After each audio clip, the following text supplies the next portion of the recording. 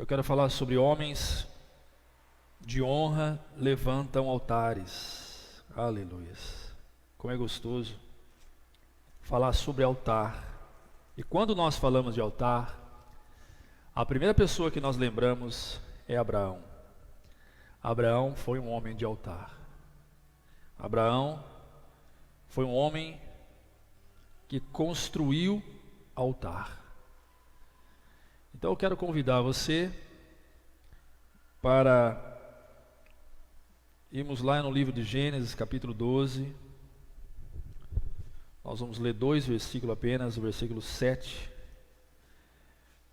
e o versículo 8. Gênesis, capítulo 12. Primeiro livro das Escrituras Sagradas, Antigo Testamento. Lembrando que o Antigo Testamento foi escrito em hebraico, a língua hebraica, né? Nós vamos ler 2 versículos. E apareceu o Senhor a Abraão e disse: a tua descendência darei esta terra. E edificou ali um altar que lhe aparecera. E moveu-se dali para a montanha do lado oriental de Betel, armou a sua tenda, tendo Betel ao ocidente e Ai ao oriente, e edificou ali um altar ao Senhor e invocou o nome do Senhor. Com a Bíblia aberta, você em sua casa, todos que aqui estão. Pai, nós te damos graças por esta manhã tão bondosa, maravilhosa que o Senhor nos deu. Manhã de domingo, o primeiro dia da semana. Nós te agradecemos pelo privilégio de poder estar aqui, em compartilhar da sua palavra com os irmãos, com os seus filhos, com suas ovelhas. Temos como propósito ser alimentados esta manhã, para que possamos viver mais um dia, tendo como base das nossas vidas a sua palavra. É ela que nos sustenta, ela é a nossa rocha, e é sobre ela que nós construímos, é sobre ela que nós erguemos os altares, construímos as nossas tendas. É sobre a sua palavra que nós nos relacionamos, que nós temos comunhão com os outros, que nós buscamos o Senhor. Portanto, fala conosco nessa manhã, Pai, mais uma vez, como sempre o Senhor tem falado. Em nome de Jesus. Amém. Queridos, a palavra honra no Antigo Testamento, na língua hebraica, traduzido para a língua portuguesa, significa pesado. E a palavra honra no grego, que é a língua escrita, o Novo Testamento, traduzido para a língua portuguesa, significa um apreço. Então, honra, quando você vai para o Antigo Testamento ou para o Novo Testamento, honra nada mais é do que dar a alguém ou uma pessoa um peso, um valor, um apreço. Isso é honra. A honra é você aplicar no outro um valor, um apreço, um peso. Isso é honra. A Bíblia vai dizer que Deus avaliou os homens em relação àquilo que ele recebia dos homens. E Deus vai advertir o povo dizendo o seguinte: olha, este povo me honra com os seus lábios, mas os seus corações estão distante de mim. A honra, ela vem a partir das atitudes que temos com alguém, com uma pessoa, e não apenas com as palavras que damos a esse alguém. Honra é um preço. Honra é um valor, honra é um apreço que entregamos a determinada pessoa, tratando-se de fé a Deus. Então, dentro desse contexto, eu quero convidar você para ir comigo lá em 1 Pedro, capítulo 1. Você que nos assiste pode nos acompanhar. Pedro, capítulo 1, versículo 18 e 19.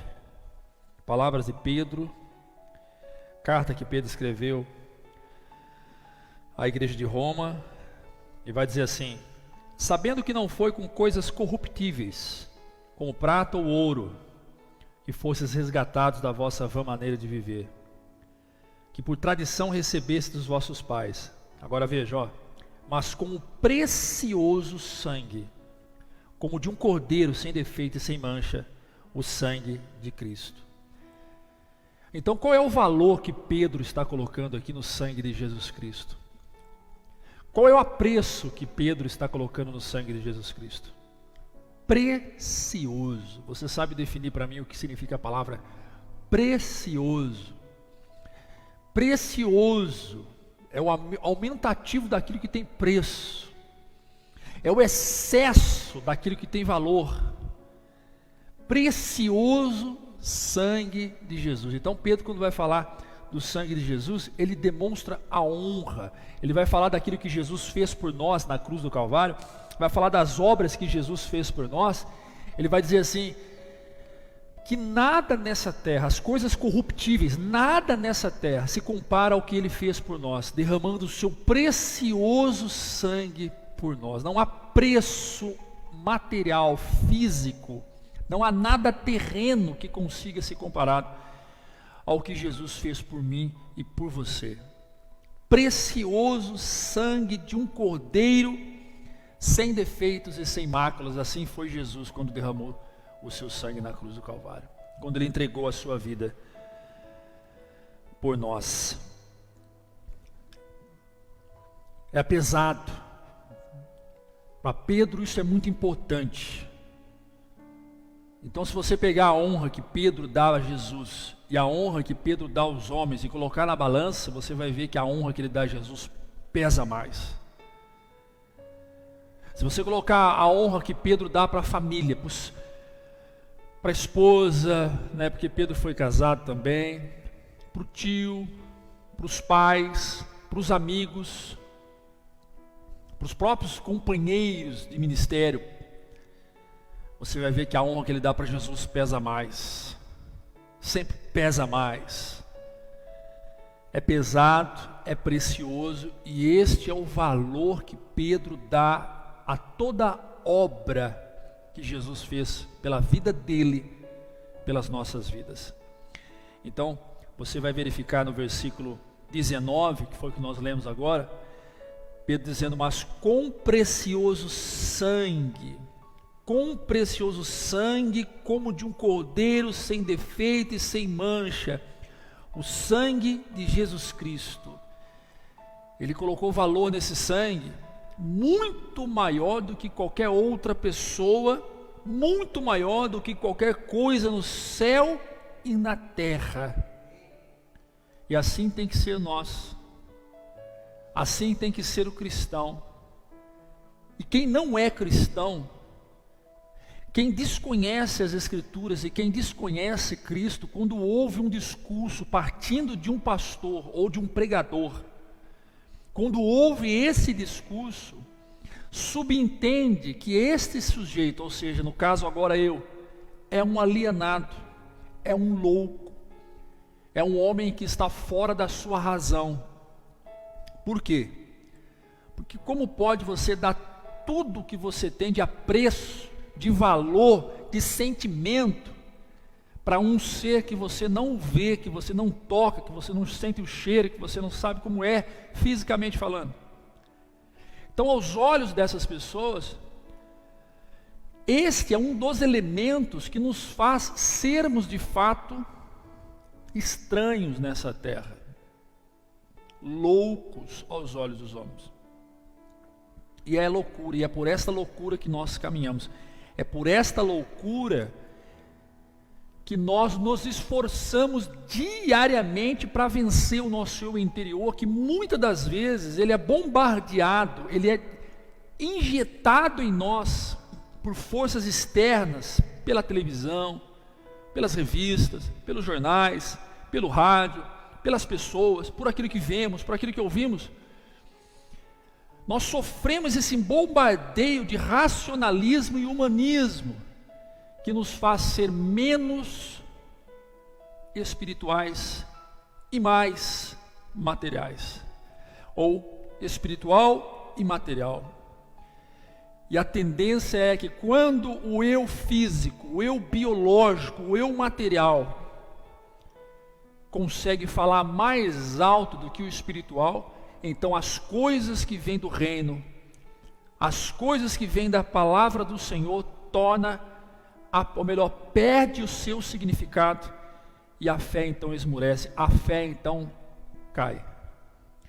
Então o que é um homem sem fé? Um homem sem fé é um homem não espiritual.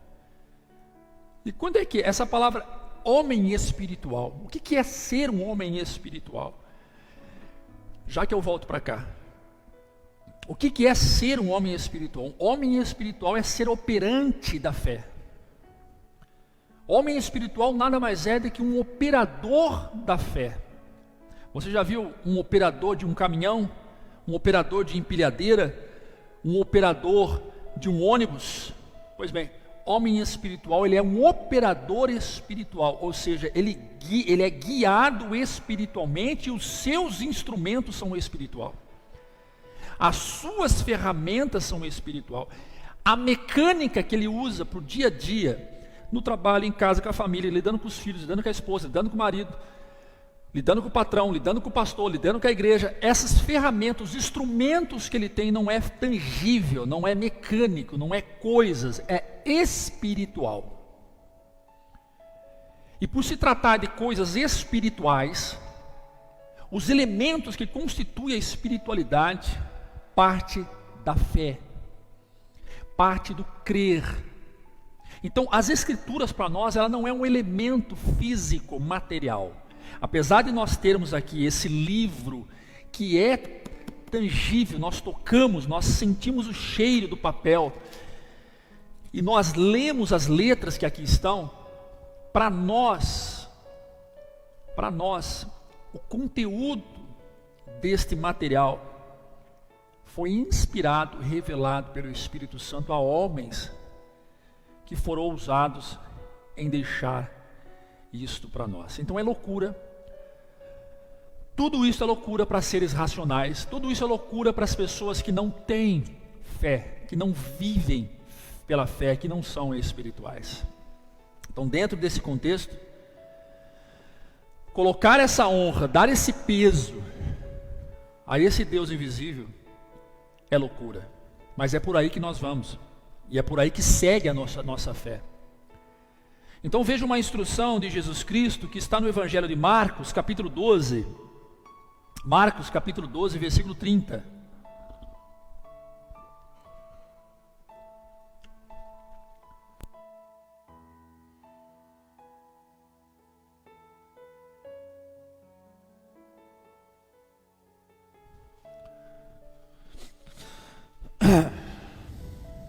Marcos capítulo 12, versículo 30, Jesus vai dizer: amarás, pois, o Senhor teu Deus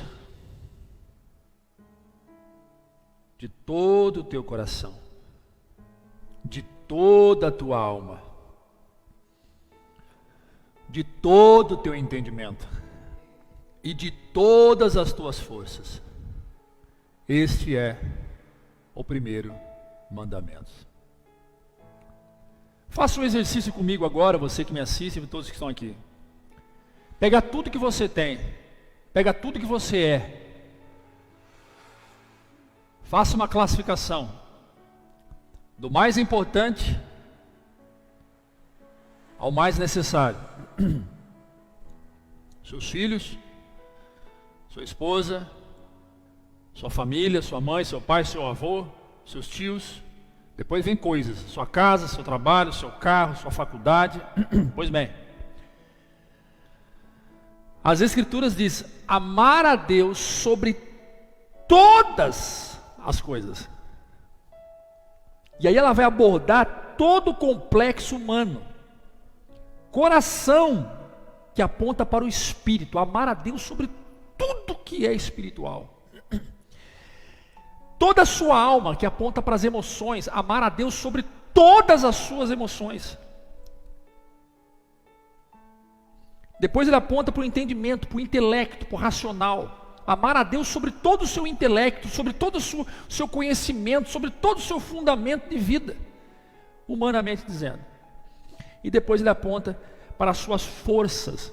Amar a Deus sobre todas as suas forças, sobre toda a sua energia, sobre tudo aquilo que gera para você disposição física. Então, ser um homem espiritual, ser um homem de fé, é inegável. O amor e a honra que eu dou a Deus, o amor e a honra que eu dou a Jesus está acima de tudo aquilo que eu entendo como gente, tudo aquilo que eu entendo como humano, tudo aquilo que eu entendo como terrestre, tudo aquilo que eu entendo como relacionamento, tudo aquilo que eu entendo como família. Amar a Deus sobre todas as coisas, amar a Deus sobre todas as pessoas. Deus e o Senhor vêm em primeiro. Você não pode classificar aonde está Deus na sua vida, aonde é que encaixa Deus na sua vida, não existe isso. Deus, Ele está acima de tudo e de todos, porque primeiro, Deus é soberano, e como soberano, Ele não admite entrar nessa linha de classificação. Ou você o ama, ou você o despreza, não tem meio termo com Deus. Não tem como dizer, eu gosto de Deus da forma que eu gosto da Igreja Batista Manancial, apareço lá uma vez por mês e vou lá quando dá. Não. Eu gosto de Deus da forma que eu gosto do pastor William, vou na casa dele uma vez na vida, outra na morte. Vejo ele de vez em quando e olha lá quando eu cruzo com ele. Não. Se você gosta de alguém verdadeiramente, se você coloca este alguém acima de todas as coisas, esse alguém se torna Deus na sua vida. Esse alguém se torna digno de ser adorado na sua vida. Esse alguém se torna digno de ser reverenciado. Este alguém ganha na sua vida o direito de ter um altar. Você já foi na casa de alguém, católico, apostólico, romano, e você vai entrar na casa dessa pessoa, lá num cantinho tem um altar cheio de santo. Já viu isso? E está lá o altar cheio de santo. Tem São Jorge, tem o São Mateus, tem Jesus lá. Tudo imagem feita por mãos humanas. Ali é um altar. E se você perguntar para esse alguém, para o dono disso tudo, ele vai dizer assim: aqui é o canto da minha adoração. Aqui é o canto aonde eu presto homenagem aos meus santos. Construí um altar. Os deuses deles estão naquele altar. É isso que nós temos que entender. Que quando nós somos importantes na vida de alguém, nós ganhamos um espaço na vida desse alguém. Nós ganhamos um lugar de morada na vida desse alguém. Às vezes um espaço pequeno, na memória. Às vezes um espaço grande, no coração. Os que foram, ficaram com os seus espaços em nossos corações e em nossas memórias. Os que estão, nós dividimos com outros que também são importantes para nós. Mas é bem certo que essas pessoas não podem ter dentro de nós altares. Essas pessoas não podem ter dentro de você altar. Porque altar é lugar de adoração, altar é lugar de reverência, altar é lugar de prostrar, altar é lugar de adorar, altar é lugar de homenagear, altar é lugar de idolatrar. Altar é lugar daquele que é muito mais que ídolo. Altar é lugar de Deus. E ninguém pode estar em altar a não ser Deus. Então, quando eu digo eu honro a Deus, você tem que dizer: Deus tem em mim um altar. E não é um qualquer altar, é um altar de honra, é um altar de excelência, é um altar de qualidade, é um altar de intimidade, é um altar verdadeiro. Não é aqui, não é aqui, é aqui. É isso que você precisa entender. Então Jesus ele vai reforçar esse contexto. Tem que ser além daquilo que você pensa, tem que ser além daquilo que você sente, tem que ser além daquilo que você age. Então faço um convite a você a fazer uma revisão em relação ao amor que você tem por Deus. Prestar culto a Deus faz parte desse amor. Prestar culto ao Senhor faz parte desse amor. E o que me deixa indignado é que tem pessoas que não conseguem prestar culto a Deus na igreja. Qual a garantia que ela tem que prestar culto a Deus em casa? E usam da retórica falida de que servir a Deus não é estar dentro de uma igreja, que você não precisa estar dentro de um templo para servir a Deus. Normalmente quem usa esse argumento não serve a Deus nem dentro do templo nem fora do templo. É muito natural que quem cultua Deus em casa, genuinamente, verdadeiramente cultua Deus no templo. É muito natural. É muito natural. E quem não cultua Deus em casa, não espere que ele cultue a Deus no templo. O templo e a casa são extensão daquilo que nós chamamos de reino, daquilo que nós chamamos de obra. Chegou a hora de você avaliar o verdadeiro amor que você tem por Deus. Chegou a hora de você avaliar o verdadeiro peso de honra que você dá a Deus. Chegou a hora de você começar a construir altar para esse Deus na sua vida. É muito interessante quando nós olhamos para a história de Abraão, nós vamos ver que Abraão construía tendas. Para você que não sabe, tendas é as barracas que nós temos. Tendas era o lugar de morada desses homens. O apóstolo Paulo era um construtor de tendas, um fabricador, um empresário. A família de Paulo construía tendas. Se Paulo fosse vivo nos dias de hoje, ele seria dono de uma construtora. Estaria construindo prédios, casas, edifícios. E a Bíblia diz, no texto, no versículo 8, que nós lemos do capítulo 12, vamos voltar para lá. E moveu-se dali para a montanha do lado oriental de Betel. Gênesis 12, versículo 8. E armou significa construiu. E armou a sua tenda. O que me chama a atenção nesse texto é que logo em seguida, capítulo 12, versículo 8, logo em seguida, depois que ele armou a tenda, um pouco tempo depois, ele caminha para outro lugar. O que me chama a atenção é que Abraão não ficava fixo, preso num lugar, ele movia para outro lugar. Isso nos mostra que tenda é passageiro. Isso nos revela que Abraão nunca se prendeu a um lugar, a coisas. Abraão estava sempre em trânsito. Abraão estava sempre se movendo. Abraão estava sempre virando, girando, indo para um lugar para o outro, construindo altares. O que traz lição isso para mim? É que todo lugar que Abraão passava, ele deixava as marcas das suas tendas. Porque para construir tenda, Você tem que entender que na construção de tenda, você não apoia as cordinhas com uma pedra. Você não apoia os varão em um barranquinho. Para construir tenda, você tem que firmar estacas no chão. Então dava um trabalho enorme para Abraão firmar as estacas no chão, amarrar as cordas, depois de soltar as estacas e desamarrar as cordas. Ou seja, todo lugar que Abraão passava, ele deixava suas marcas. Ele deixava as marcas das tendas encravadas no chão.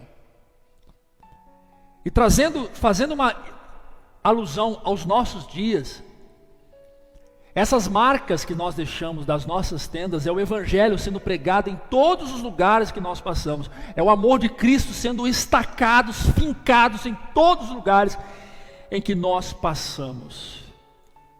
Aqueles lugares não são capazes de nos prender neles, mas nós somos capazes de deixar marcas neles. Ou seja, lá na empresa que você trabalha, a sua empresa não é capaz de te prender ali, de te segurar ali, de fazer você escravo dali, mas você é capaz de deixar as marcas de Cristo na sua empresa. Você é capaz de deixar as marcas de Cristo, o cheiro e o perfume suave naquele lugar. E dali você se move para a casa da sua sogra, você faz o mesmo. Na casa do seu amigo você faz o mesmo. Na rua você faz o mesmo. Lá no açougue comprando carne você faz o mesmo. Aonde você passa, você deixa as marcas do Evangelho. Você deixa as marcas da sua tenda. Você deixa as marcas impregnadas naquele lugar. Você deixa o Evangelho naquele lugar. Você deixa a história naquele lugar. Mas o altar não. O altar você não constrói em qualquer lugar. Porque só tem um lugar para construir o altar. O altar não é exterior, como o Evangelho é exterior. O Evangelho você externa para que outros alcance. E sendo alcançado, essas pessoas podem construir os seus próprios altares. Mas o Evangelho é exterior. O Evangelho faz parte para o mundo. O Evangelho é para o mundo. Uma vez que o Evangelho torna sentido em sua vida, ele não pertence mais para você, ele pertence para o outro. O Evangelho é para resgate de vidas que ainda não conhecem o Cristo. O Evangelho é para resgate de almas que não tiveram um encontro verdadeiro e legítimo com Ele.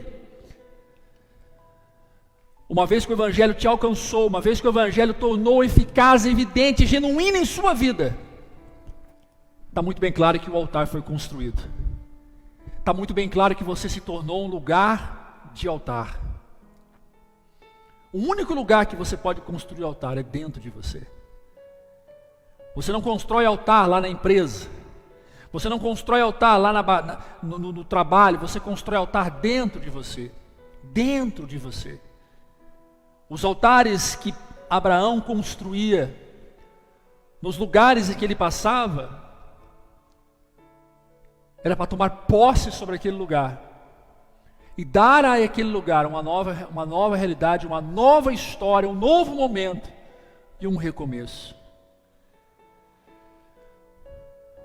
Apesar de você trazer para o contexto a aplicação do Antigo Testamento para o Novo, altar para Abraão era algo físico que ficava ali naquele lugar. Depois ele ia para outro lugar e construía outro altar. Essa ilustração de altar físico e essa construção de altar aponta diretamente para o Cristo. As pedras que Abraão levantava o seu altar aponta para aquele que é a rocha da igreja, que é a sustentação, que é a base da igreja, Cristo.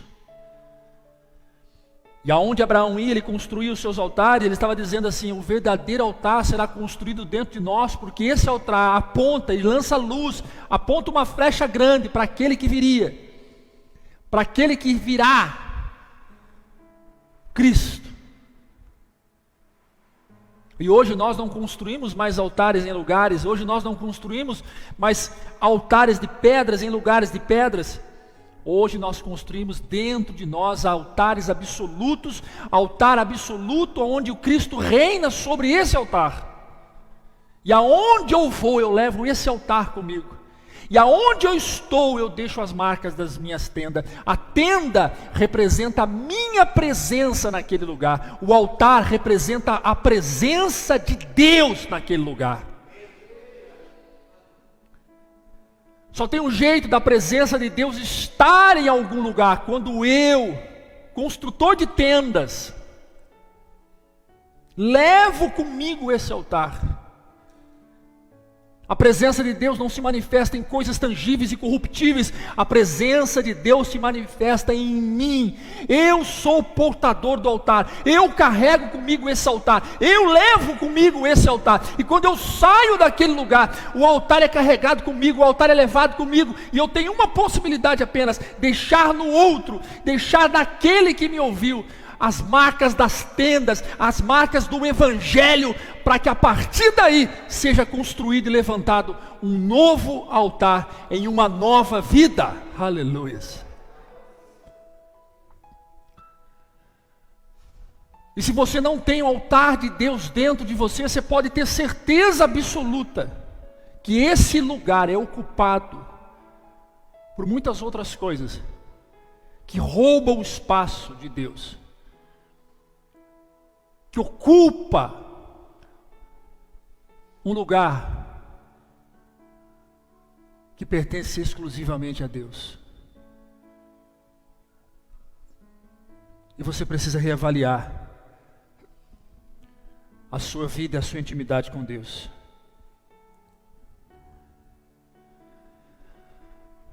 João vai dizer que nós estamos no mundo, mas nós não somos do mundo. Nós estamos nesse mundo, querido, eu e você, mas nós não pertencemos a esse mundo. Você precisa estar bem certo da onde você veio e para onde você vai. Você foi gerado em Deus para tornar a Ele um dia. Se no seu coração, na sua alma, está dominada por coisas tangíveis, se a tua empresa, os teus filhos, a tua família, o teu trabalho, a tua esposa, o teu esposo, o tempo, as coisas que você tem, o seu carro, a sua casa, se tudo isso é mais importante do que a honra, do que o apreço, do que o valor que você dá para Deus, essas coisas não vão lhe encaminhar para estar com Deus nunca. Você vai orar e não vai sentir estando com Ele. Você vai para a igreja e não vai sentir estando com Ele. Você vai para o monte e não vai sentir estando com Ele. Você vai clamar e nada vai acontecer. Você vai chorar e nada vai acontecer. Por quê?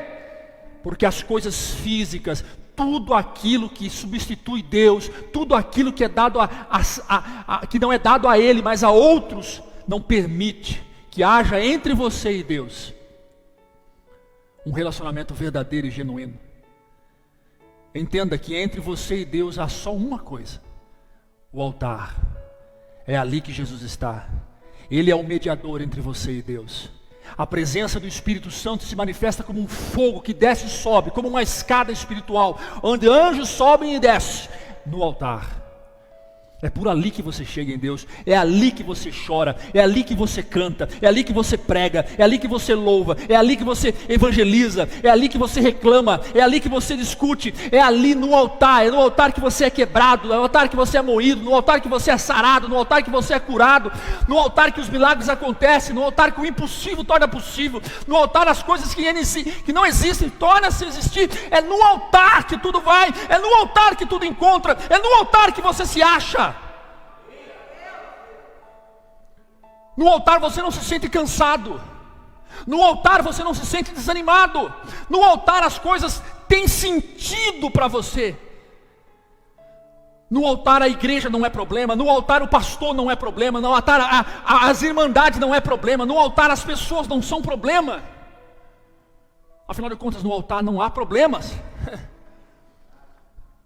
No altar chega um problemático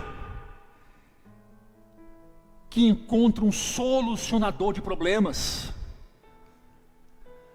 É isso que você precisa entender. Eu preciso ser motivado para ir à igreja. Não, você precisa do altar. Eu preciso treinar um pouco mais para fazer tal coisa. Não, você precisa do altar. eu preciso que o pastor bata um pouco mais nas minhas costas. Não, você precisa de altar, você precisa construir urgentemente dentro de você um altar, um lugar onde Deus possa estar verdadeiramente, genuinamente na sua vida. Fatores externos que te desanimam, fatores externos que nos faz parar, tem um monte. Motivos para você não caminhar existem um monte, existem milhares. Mas não pode existir motivo maior do que aquele que te faz você prosseguir, do que aquele que faz você continuar. Não pode existir motivo nenhum nessa terra maior do que aquele que faz você avançar. E esse motivo vem a partir da presença do Espírito Santo, que é derramada sobre esse altar como uma chuva, como um óleo que desce de um cântaro e é despejado, derramado sobre você.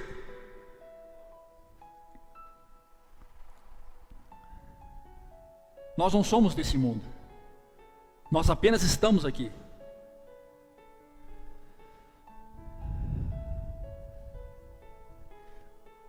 Então entenda, homens que honram a Deus não podem honrar tendas. Eu estou naquele lugar, estou pregando o Evangelho naquele lugar, estou marcando aquele lugar com a palavra do Senhor, mas aquele lugar não pode ser mais importante do que o altar do Senhor na minha vida.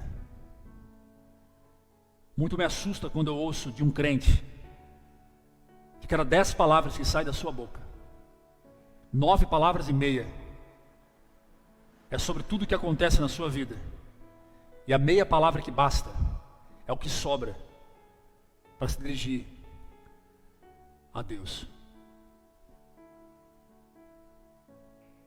Alguns crentes falam de tudo, falam do trabalho, falam dos amigos, falam dos filhos, falam da esposa, falam do esposo, falam do chefe, falam do carro, falam do computador, falam do microfone, falam da bateria, falam de tudo.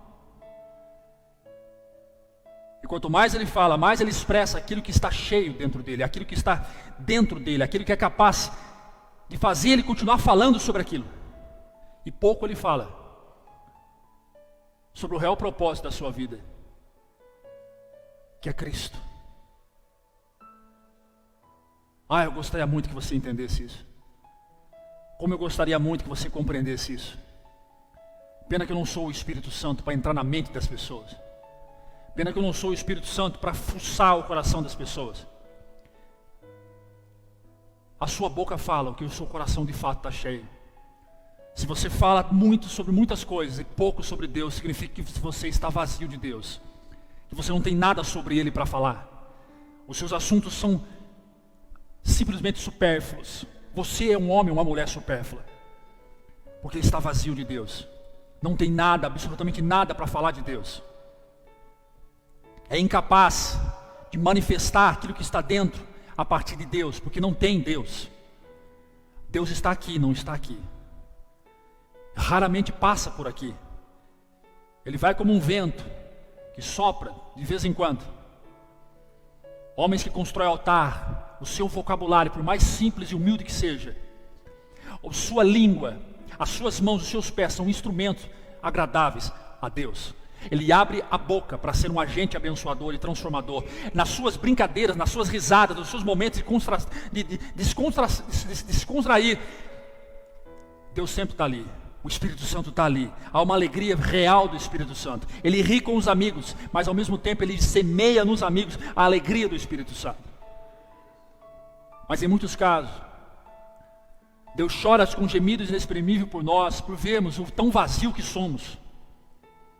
E muitas vezes, Deus permite que aquilo que nos consome, que nos enche, que nos preenche completamente, que não dá vazão, espaço para que Ele entre, Deus permite que a gente perca tudo isso e passe pelo vale da sombra da morte para ter um encontro real e verdadeiro com Ele. Há muitas pessoas que não podem ter o que têm. Há muitas pessoas que não podem ter o emprego que têm, o carro que têm, a família que têm, o dinheiro que têm.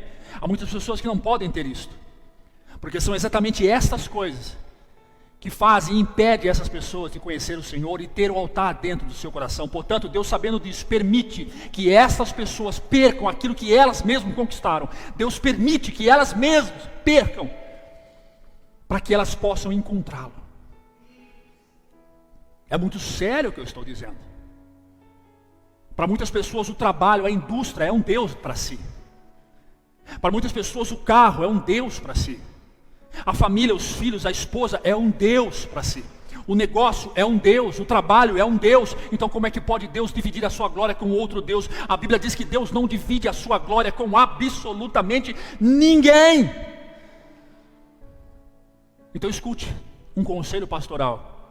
Você pode continuar com tudo que você tem, com a sua família, com o seu trabalho, com a sua empresa, com os seus negócios, com o seu dinheiro. Você pode continuar com tudo que você tem. Estas coisas sim, têm os lugares deles. Essas coisas sim, têm um lugar específico deles. Mas Deus quer tudo de você. Deus quer que você constrói um altar para Ele sobre tudo isso. Um altar sobre a sua família, um altar sobre a sua empresa, um altar sobre o seu tempo, um altar sobre o seu carro. Deus quer que está em cima de tudo isso. A honra tem que ser para Ele, a glória tem que ser para Ele, o louvor tem que ser para Ele, a adoração tem que ser para Ele. É sobre Ele que você fala, é sobre Ele que você canta, é sobre Ele que você prega, é sobre Ele que você anuncia. Entenda muito bem isto.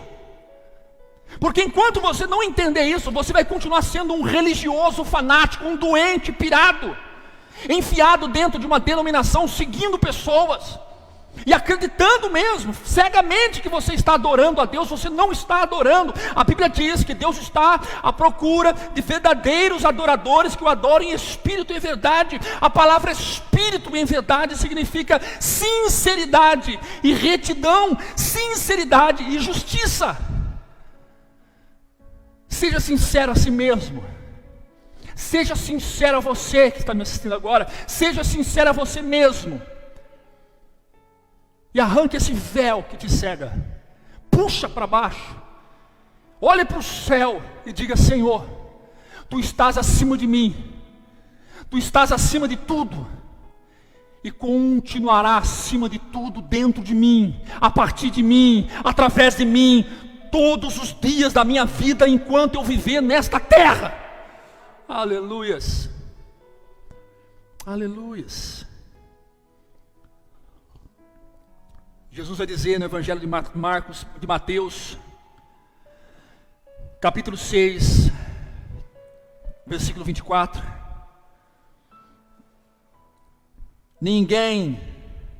Mateus 6, 24. Ninguém pode servir a dois senhores, porque ou há de odiar um e amar o outro, ou se dedicará a um e desprezará o outro. Não podeis servir a Deus e a Mamon. Observe essa palavra, essas duas palavras: dedicará e desprezará. Olha para a sua vida. Olha para o seu tempo e veja quanto tempo você dedica a Deus. Vamos fazer um exercício, eu e você. Vamos ver quanto tempo nós dedicamos a Deus.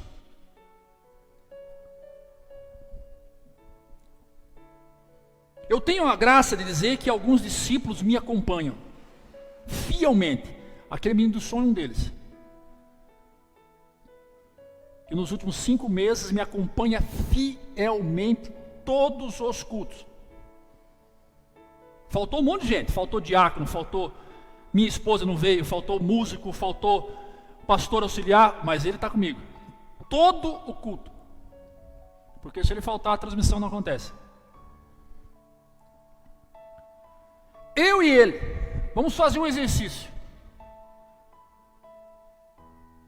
Se nós de fato dedicamos muito mais a Deus ou desprezamos a Deus. A conta é rápida. Eu e ele, em nossa matemática, observamos que o desprezo a Deus é muito maior do que o tempo que dedicamos a Ele.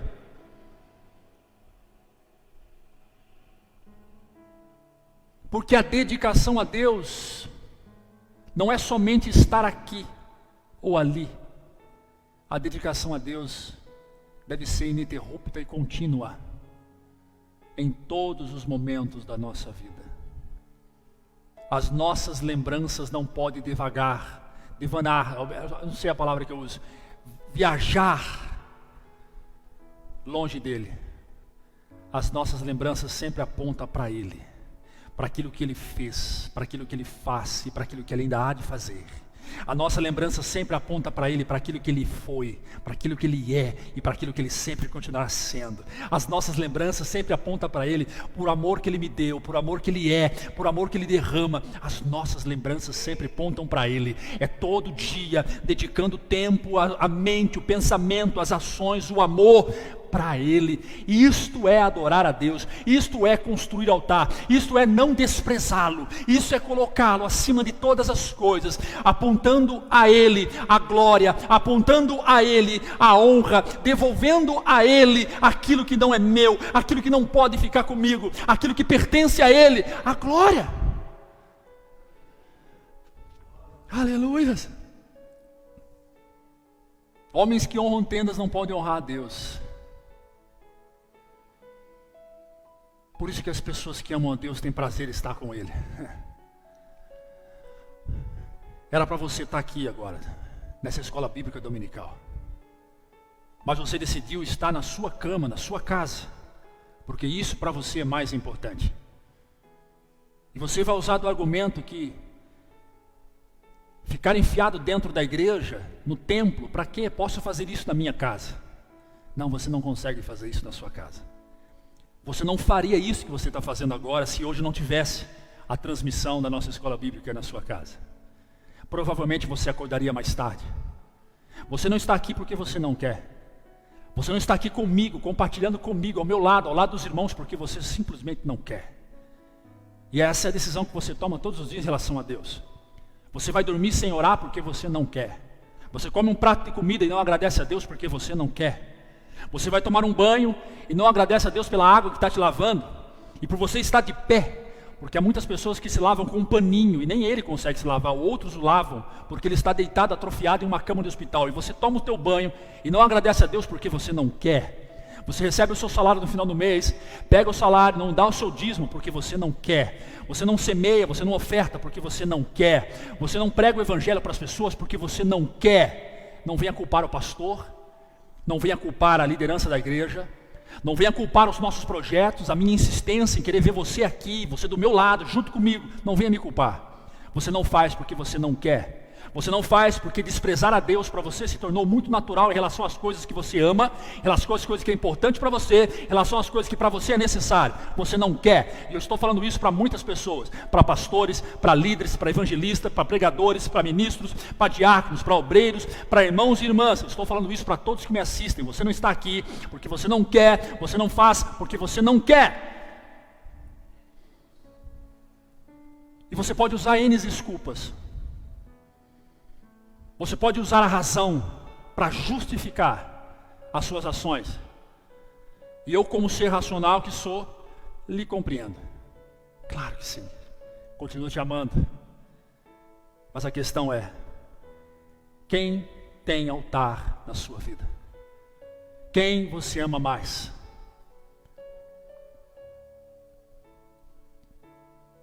Essa é a questão. Externar o amor do Senhor é mover-se em favor dele, é levantar da sua cama, é colocar os pés ao chão, é mover-se em função do amor. Dizer que você ama a Deus deitado em uma cama, com o celular na sua mão, passar o mês inteiro assistindo pastores e pregações online, isso é muito fácil. Pular da sua cama, colocar o seu celular no bolso e praticar esse amor, semear o evangelho, ser nutrido por ele, permitir ser pastoreado, orientado, guiado, instruído, se dedicar, dar o seu tempo, servindo pessoas e servindo a Deus. Isso é muito difícil. Isso é muito complicado. Então depende onde é que está o seu coração. Aonde está o seu coração, ali estará o seu tesouro. Tem pessoas maravilhosas que congregam nessa igreja. Tem pessoas lindas, cheirosas, bonitas, agradáveis de estar. Não sou o Espírito Santo para dizer, e não ouso ser, Não sou um juiz com um martelo para julgar, e não ouso ser. Mas a Bíblia diz que pelo fruto nós conhecemos as árvores. São apenas árvores estrondosas, bonitas, cheias de galho e folhas, mas não tem fruto algum. Frequentam esse lugar, estão comigo, mas não tem fruto algum. São pessoas para que nós temos prazer de conversar, dialogar, mas não tem fruto.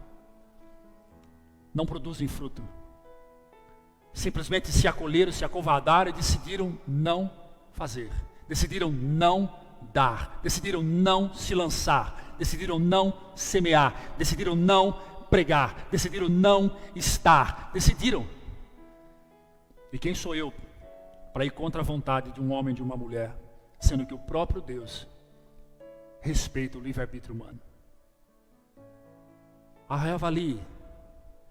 Reavalie para quem você dá adoração e quanto tempo você dá de adoração. Reavalie. Faça do seu tempo o melhor tempo.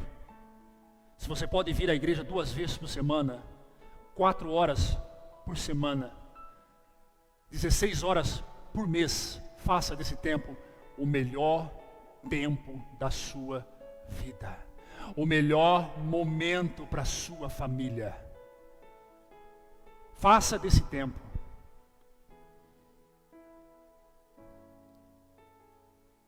Lá o autor aos Hebreus vai dizer assim: não vos deixeis de congregar como fazem os outros. Estar junto, congregando, é de fato quebrar rudimentos. Estar juntos, congregando, de fato é quebrar paradigmas da nossa vida. É botar o seu corpo em movimento. É botar a sua mente para trabalhar. É deixar os fluxos do Espírito Santo induzir você a algo além. Congregar é o mesmo que você dizer: eu amo aquilo que foi inaugurado na cruz, a igreja do Senhor. A igreja do Senhor se congrega em templos. A igreja do Senhor se encontra em templos. O templo não existe por acaso. O templo existe por causa da igreja do Senhor. A igreja do Senhor só consegue preservar uma coisa que no grego nós entendemos que é koinonia, a partir da unidade, a partir do ajuntamento. Estar no templo é necessário, estar no templo é importante, e muito mais além de ser importante, ser templo é mais ainda. Mova a sua mente em função do altar, no nome de Jesus. Posso ouvir um amém para você que assiste, todos estão aqui.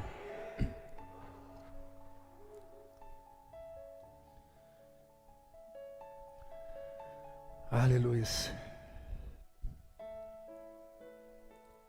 Nós somos tendas de lonas frágeis, desmontáveis, perecíveis. Tudo isso aqui fica para cá. Tudo isso aqui vai acabar. Isso aqui acaba. Esses dias mesmo, se me permite, pastor Plínio, estava eu fazendo planos para conhecer o pastor Gerson, pai do Plínio. Ele me convidando no WhatsApp: o senhor vem para cá no café de pastores? Eu falei: vou, pastor Gerson, nós estaremos juntos. E no dia seguinte, quis Deus levar o pastor Gerson para a glória. Assim somos nós, perecíveis, descartáveis. Isso aqui é descartável. Isso tudo vai ficar. Isso tudo será enterrado na terra, onde os bichos irão comer. Os seus ossos irão apodrecer. Isso aqui tudo é descartável. Mas o que está dentro de você não é descartável. O que está dentro de você a ciência não define. O que está dentro de você a humanidade não consegue explicar. O que está dentro de você tem vida.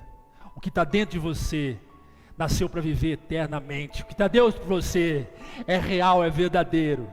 O que está dentro de você precisa ser nutrido. O que está dentro de você precisa ser preservado. O que está dentro de você precisa ser instruído. O que está dentro de você precisa ser alimentado. O que está dentro de você precisa ser levado, guiado até o altar. É lá que ele tem que estar. O seu coração tem que estar inclinado no altar de Deus. O seu coração tem que estar inclinado para Deus. Aleluias. Aleluias. Louvado seja o nome do Senhor. Louvado seja o nome do Senhor. É no altar que Abraão adorava a Deus. É no altar que Abraão oferecia oferta a Deus. O altar é símbolo das Escrituras. O altar é símbolo da adoração. O altar é símbolo da consagração. O altar é símbolo do jejum. O altar é símbolo da comunhão. O altar é símbolo da exortação, da edificação. O altar é símbolo da igreja santa do Senhor. Quando eu tenho o altar construído dentro de mim, eu me torno amigo de Deus. Quando eu tenho o altar construído dentro de mim, eu torno um homem que marca pessoas. Eu torno um homem sensível ao Espírito Santo. Quando eu tenho um altar dentro de mim, eu quebro paradigmas do mundo gospel. Eu quebro paradigmas das convenções. Quando eu tenho altar dentro de mim, eu quebro a ortodoxia. Quando eu tenho altar dentro de mim, eu ando sobre as nuvens. Eu enxergo como águia. Como eu tenho altar dentro de mim, não sou guiado por vãs doutrinas e filosofias humanas. Quando eu tenho altar dentro de mim, eu sou íntimo, eu sou próximo, eu estou do lado do Cristo. Eu sinto o seu cheiro, sou abraçado por Ele, sou arremetido aos céus dia após dia, noite após noite, aleluias. Oh, aleluias. Abraão foi chamado amigo de Deus, como diz o apóstolo Tiago. Amigo de Deus. Que coisa gostosa ser chamado amigo de Deus. Amigo de Deus. Deus dizendo: eis ali o meu amigo. Como é gostoso ser amigo de Deus. É uma comunhão marcada pelo altar. É um relacionamento marcado pelo altar. Como é gostoso. Aleluias. Aleluias. Altar serve para lembrar o compromisso que temos com o Senhor. Altar serve para isto. Você pode até trocar de igreja.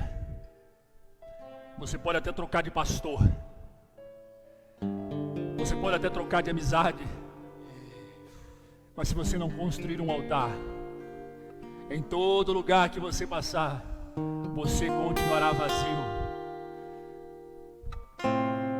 Aleluias. Aleluias. Aleluias. Altar serve para lembrar as pessoas do compromisso que elas têm. Aonde está o seu coração? Ali estará o seu tesouro. Você sabe?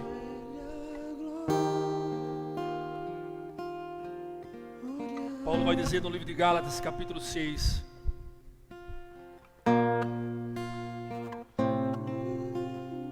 Capítulo 6, versículo 17.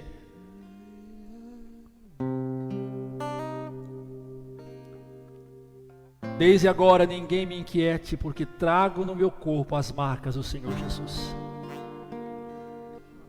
O altar é a marca do Senhor nas nossas vidas. Eis de agora ninguém me inquiete, porque trago no meu corpo as marcas do Senhor Jesus. A marca do Senhor Jesus na sua vida e na minha é a presença do altar de Deus em nós. Aleluias. É a presença do altar de Deus em nós. Ter altar de Deus em nossas vidas é criar vínculo. Ter altar de Deus em nossas vidas não é servir a Deus quando lhe convém. Ter altar de Deus em nossas vidas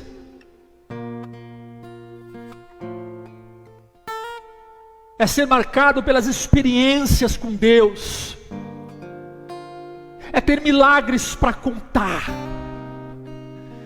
é abrir a boca e dizer o que Deus fez em você e a partir de você.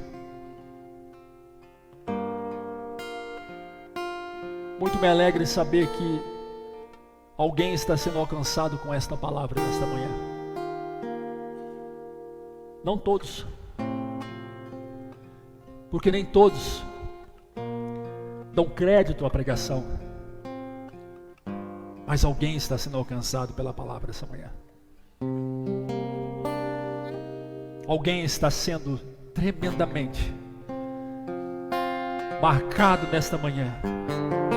Há altares que estão sendo reconstruídos nesta manhã. Há muitas coisas que estão sendo afastadas, limpadas, para dar espaço para que esse altar seja construído nesta manhã. E eu louvo a Deus pela sua vida, você que deu crédito a esta pregação. Você não tem ideia do que Deus quer fazer a partir de você e em você. Deus quer realizar os seus sonhos, mas antes Ele quer que você sonhe com Ele. Deus quer te dar muitas coisas, mas antes Deus quer que você busque as coisas dEle. Deus quer fazer você uma pessoa feliz, mas antes Ele quer que você busque a felicidade nele. Deus quer fazer você próspero, mas antes Ele quer que você seja próspero nele. Você não pode servir a Deus somente diante das necessidades, amado. Não. Você tem que servir a Deus em todos os momentos da sua vida. Aleluia.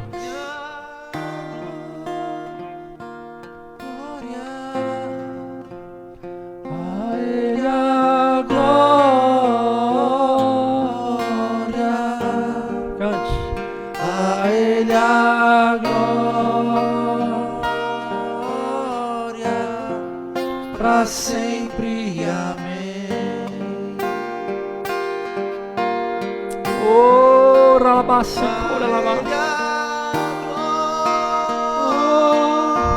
a Deus toda a honra e toda a glória.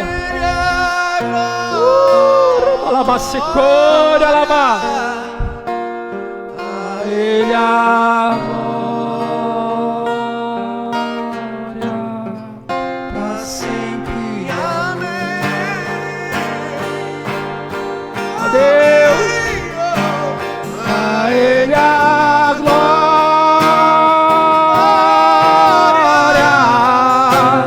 a Ele a glória,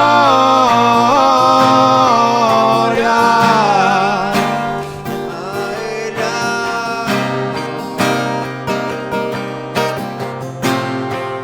pra sempre. Amém. Enquanto onde você está na tua casa, aqui na tua igreja, a Ele a glória,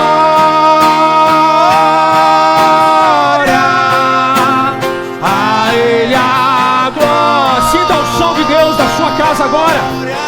Sinta o Espírito Santo te abraçando. Sinta o Espírito Santo envolvendo o seu coração. Para sempre. Amém.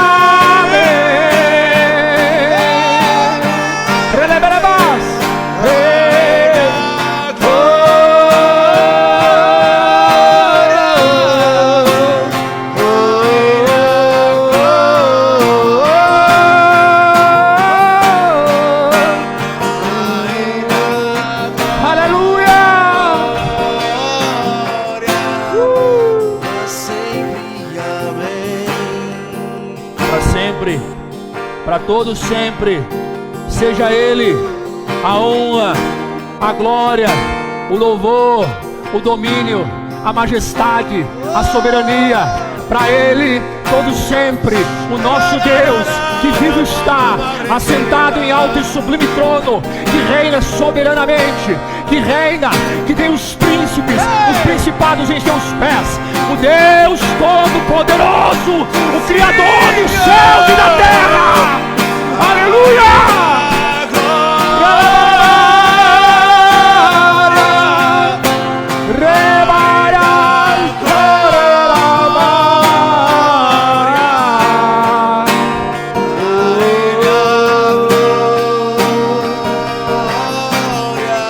Para sempre. Amém. Em nome de Jesus, eu ministro sobre a sua vida a paz que excede todo entendimento, O amor que Deus pode dar, que consome, que carrega toda tristeza, toda angústia. Sinta-se amado, sinta-se abraçado, sinta-se acolhido. Em nome de Jesus, eu profetizo, como profeta entre as nações, eu profetizo. Em nome de Jesus, eu lanço uma palavra profética sobre esta cidade de Araxá. A libertação sobre os domínios e potestade da religiosidade. A libertação dos falsos profetas. Em nome de Jesus, eu libero uma palavra para esta cidade, para esse município de Araxá.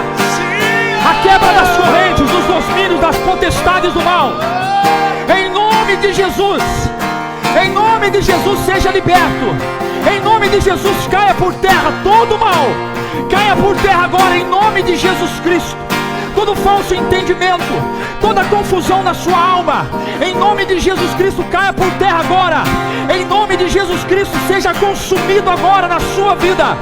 Tudo aquilo que te afasta de Deus, tudo aquilo que distancia do Senhor, em nome de Jesus Cristo, agora receba o Espírito Santo. Aleluia.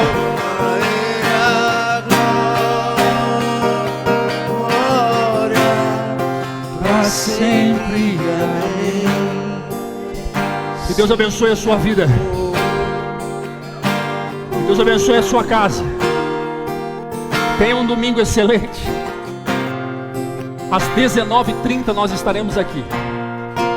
Você é meu convidado. Preste atenção. Maior é aquele que está em você do que aquele que está no mundo. Cristo venceu o mundo por você. Cristo venceu o mundo por você. Venha para a igreja. Venha para o culto. Não tenha medo. Não temas. Deus está com você. Venha cultuar a Deus essa noite. Venha ouvir uma boa palavra. Venha estar em comunhão com a igreja. Esse é o meu convite para você. Que Deus abençoe. Em nome do Pai, do Filho e do Espírito Santo. Amém. Amém.